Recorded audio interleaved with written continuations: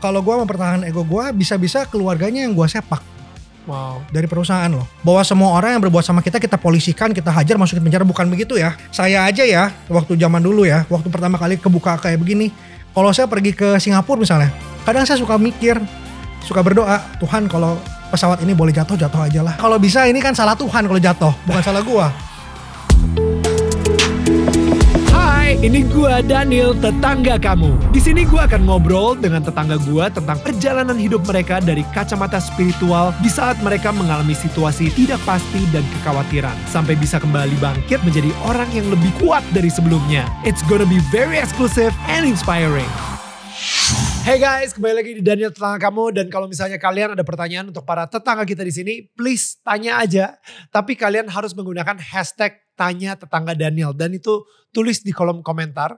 Dan buat kalian para tetangga gue di sini yang ingin memberikan supportnya, selain membeli merch kita juga, kalian juga bisa kasih super thanks di sini. Klik yang ada super thanks tulisan di situ ya.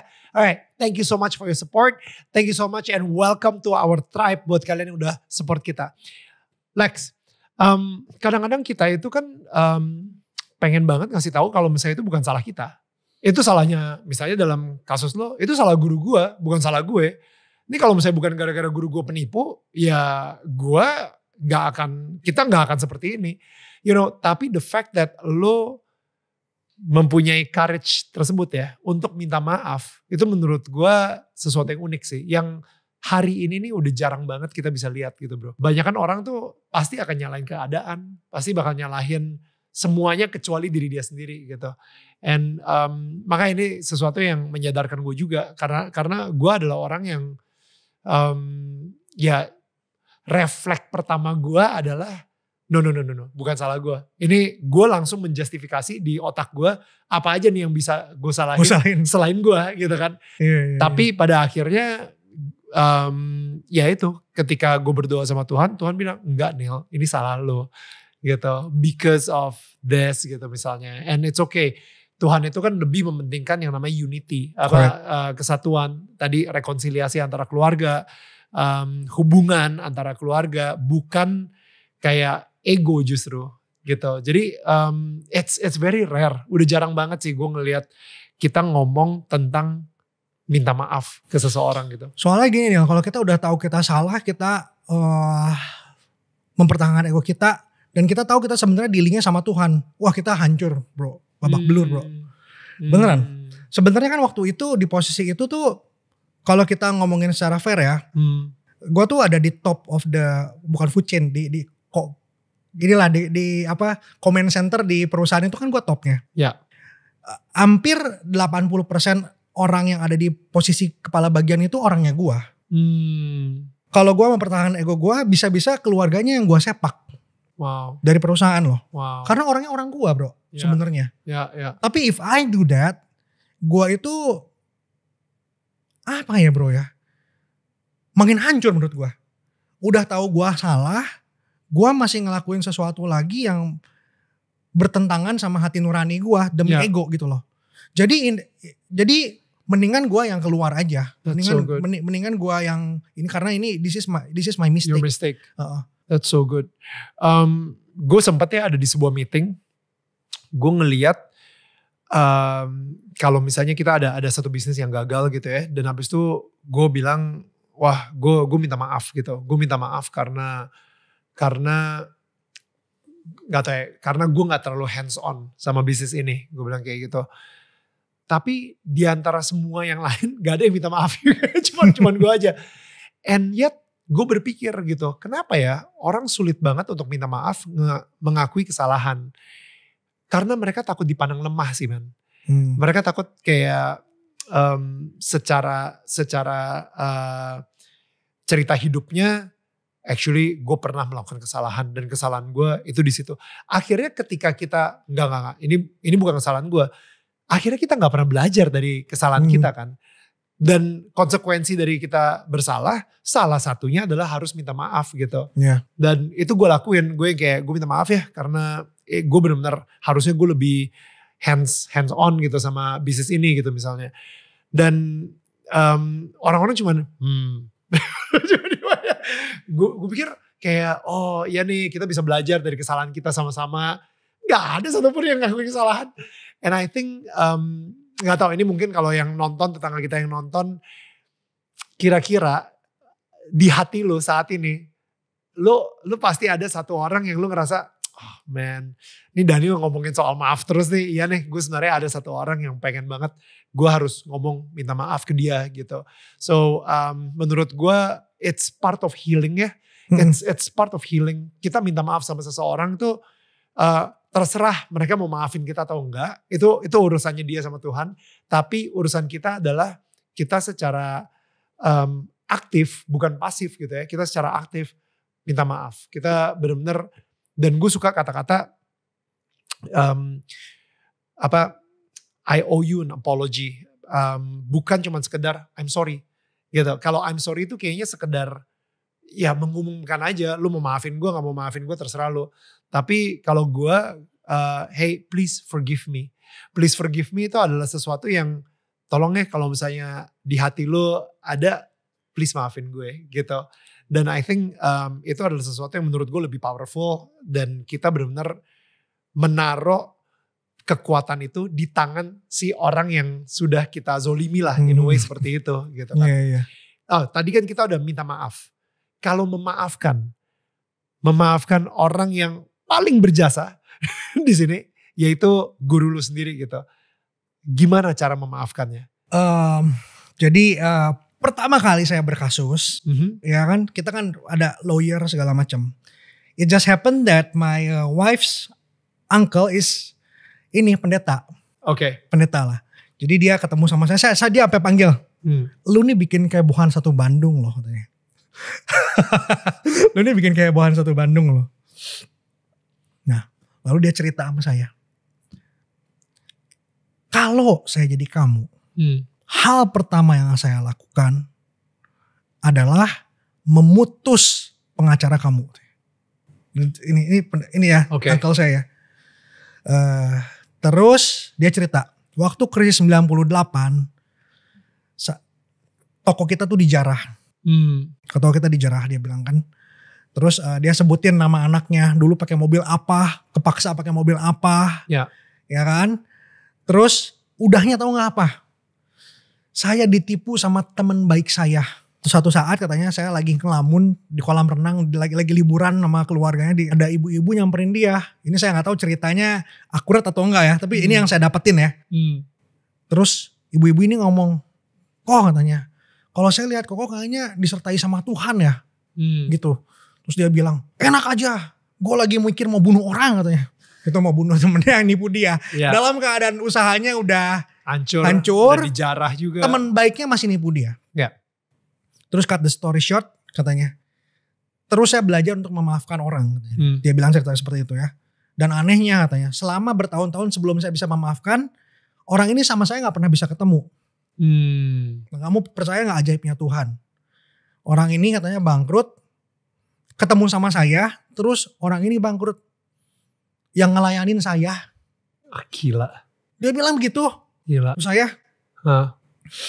Nah, balik lagi ke urusan saya nih. Jadi cerita kalau memaafkan itu kan cerita hati sebenarnya. Bro, kalau kita punya kepetan sama orang, punya kekesalan gitu ya, itu sebenarnya kan ngegrogotin jiwa kita sendiri. Kalau gue masih full of bitterness and everything, mungkin gue sakit-sakitan kali hari ini.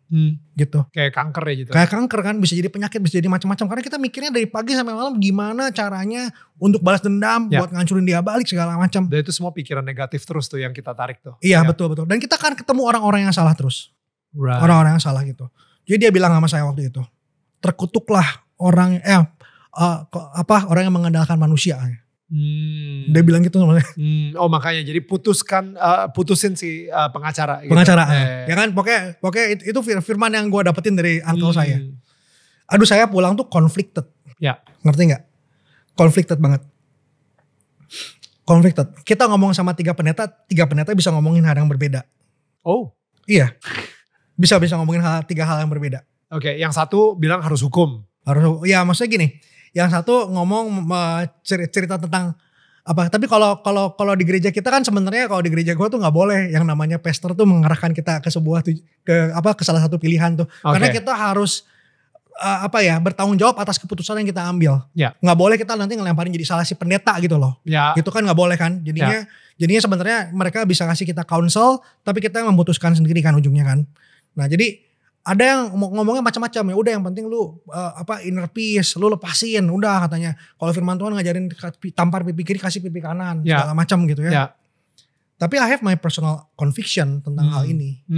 Jadi, conviction tuh maksudnya benar-benar lu mempunyai keyakinan tersendiri apa yang harus lu ambil gitu ya. Karena gini ya, kalau kita ngeliatin film di Netflix aja, ada kan cerita-cerita tentang ini serial killer misalnya. Dan ada nanti pasti ada detektif yang ngejar dia bertahun-tahun sampai akhirnya ketangkep nih, gitu. It's his personal conviction untuk ngejar sampai dapat, untuk menghentikan kejahatan ini supaya orang tuh nggak ada korban lagi yang dibunuh atau diperkosa atau apapun gitu loh. Tergantung kejahatannya apa.